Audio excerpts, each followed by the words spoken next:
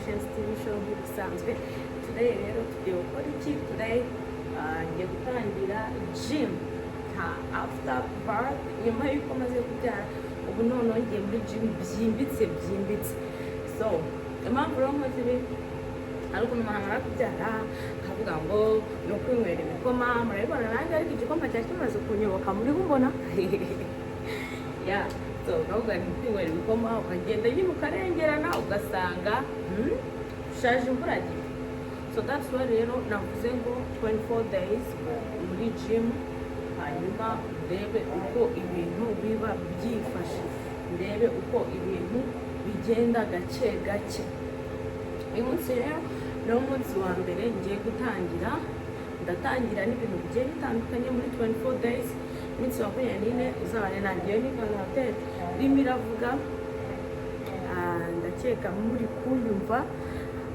Hanyuma rero uyu munsi ni umunsi wa mbere mu minsi 24 ndihaye. Ese nzabishobora?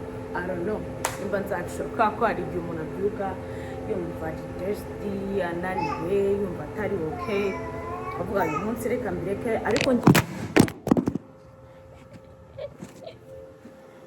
oh my god, urumva ukavuga ngo reka mbireke, reka cyase nkomeze. It depends on you n'uburyo wumva umeze. So rero get ready with me, dutangirane turebe uko ibintu bizifata, nimba nzabishobora cyangwa ntazabishobora, I don't know. So wowe usabwa no mashini ya mbere, ni mashini ya mbere.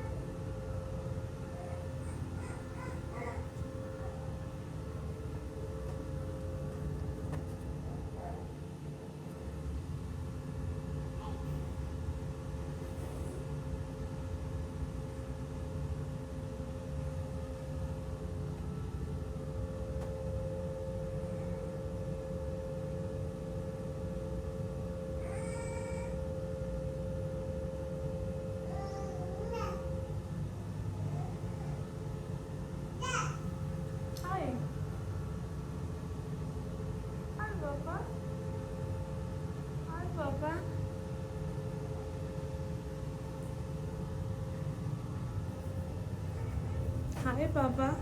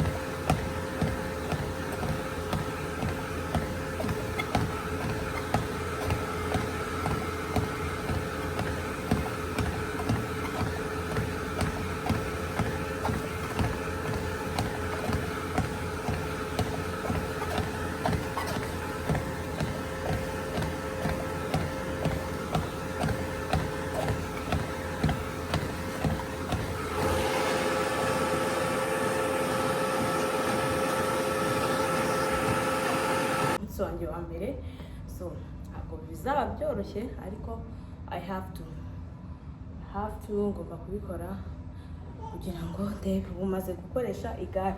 So today twagira ngo mutangirane nanjye gahunda ya gym 24 days. Noneho nzabaza mubwire ko birimo biravamo cyangwa se mbireke nisubire mu gikoma. Yeah. Hanyuma rero ndagushimiye wowe utaduhema ukurikira video yanjye yose nsohoye. Ndagushimiye wowe ujya muri comment ukandika igitekerezo runaka cyangwa se kumpereza courage. Nukuri muri umugisha ukomeye cyane kuri njyewe, mufite uruhare rukomeye cyane kabisa, kandi imbere ni heza. I know that, ndabizi cyane. Nkuko rero nsanzwe mbibabwira, hari abantu bamara kubyara bakavuga ati ubundi umuntu nyine yabaye umugore biba ari ibyo, ni ukonsa. Tugomba konsa abana bacu kugira ngo bagire ubuzima buzira umuze, kugira bagire ubuzima bwiza, kugira ngo bakure neza, ariko nanone natwe ubwacu tutibagiwe ubuzima buzima mu mubiri muzima. Ibyo nibyo numva ari byo byadufasha. So guys, ndatangiye rero 24 days. Izi 24 days rwose Imana izamfashe mbishobore. Kuko hari igihe mbyuka numva naniwe, numva ntafite imbaraga zo kujya mu gym, numva natazi. Ariko guys, ndagira mbabwire yuko iyo umuntu yashyizemo ikintu cyangwa se iyo umuntu ashaka ikintu runaka akigeraho. So niyo mpamvu rero nanjye navuze ngo byanze bikunze ngomba kugira gute, ngomba kubikora kandi nkabishobora. Mu gihe ntakoze gym nzajya muri piscine byibuze umunsi we nyine ntupfe gutyo cyangwa se ngo urangire gutyo. Ibyo nibyo bizadufasha iki? Bizadufasha kugira gahunda nzima kandi zifite umurongo. Hanyuma rero ngaye nguko naberetse byose, naberetse amagare, naberetse umuntu yirukaho murimo kwirukanka, I don't know ko nkibuka, I don't know. Nta tunza two mu ntoki umuntu akoresha intoki, natwo ndashaka kujya ntangira kutuzamura gake.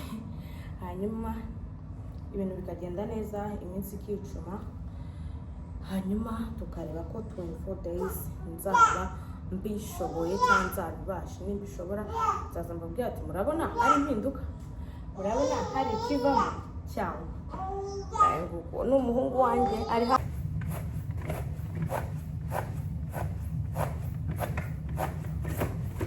siporo zimukwica.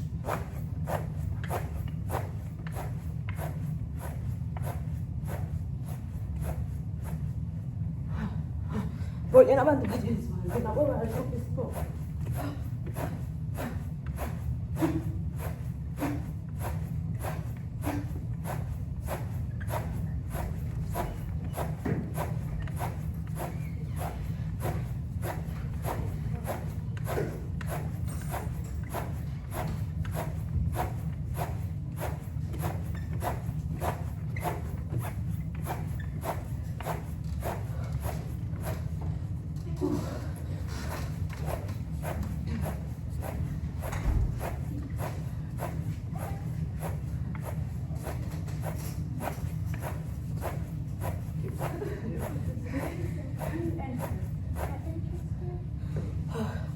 You want to press here? I think so. I can see over there.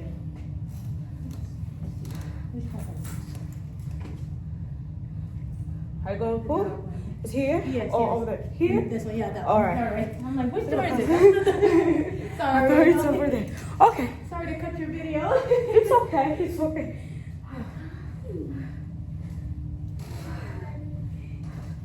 He's so cute. Oh, thank you. I'm just gonna move the trampoline so I can get behind. Sure. If you need help, let me know. Thanks. That's a good exercise. Yeah. It's funny. You're doing great. I saw you. I tried. My son have 10 months.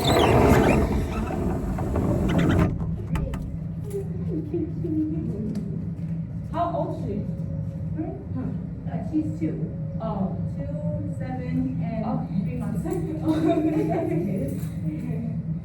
How old? You said 10 months. 10 months. Yeah.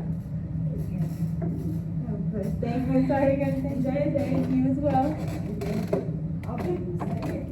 We're going to swim. Where are you going? Is it It's up here. Yes, yes. Okay, thank you. Okay, okay, stay here. They are going to swim.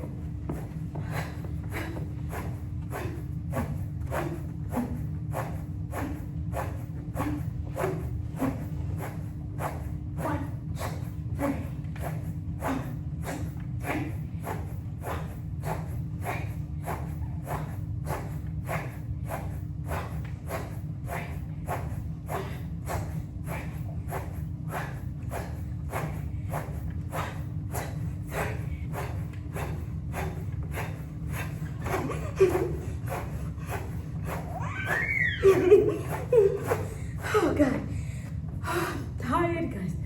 Darushye. Darushye, ariko I have to. Hari ahantu nagiye koga.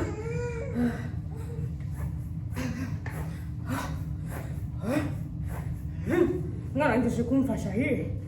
Oh God, gukora siporo kumwe n'umwana. It's tough.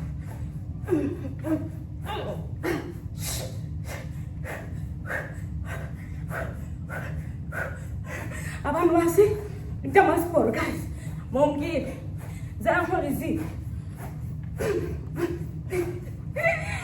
Oh my God, guys, let me know ufite igitekerezo cy'icyo nakora.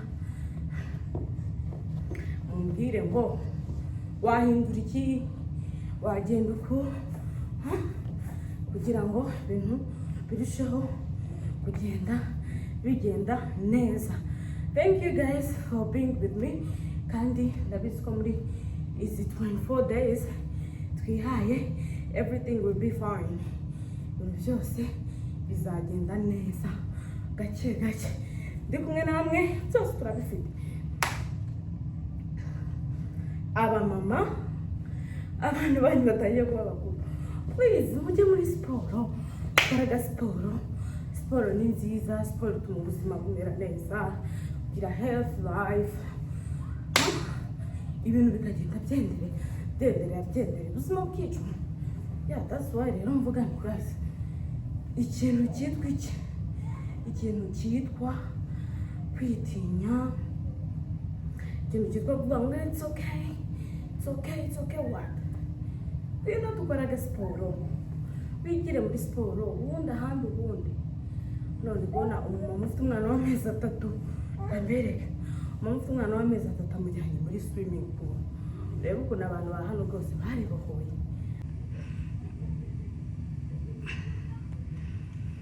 Murabibona, uriya afite imyaka 2, undi afite amezi 3, undi afite imyaka 7. Rero murabona ko igihe cya sama cyageze, kujya tujya kwiyogera tukajya koga. Urabona afite akana k'amezi 3 ariko nako akajyanye muri pool. Oh God, I can't wait kujyana nanjye akana kanjye muharisha. Do you want to swim? Do you want to go to swim? Yeah? We go there on Thursday. You got a point? Yeah, ngayo nguko dore nguko ubuzima bw'iwacu buba bwimereye. After that, muze tugere gute dusimbuke there.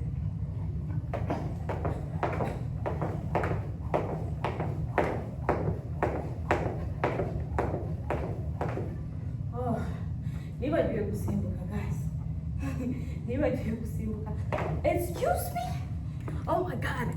Aje ahangaha gufata kano kantu kandi kari very strong. So, karamutse kamugwiriye byaba ari ibibazo. Kirakomeye so bad. Guys, ugorana n'umwana ntabwo byoroshye. Kandi mfite akana kagira imbaraga kubi. Ashaka kugikurura.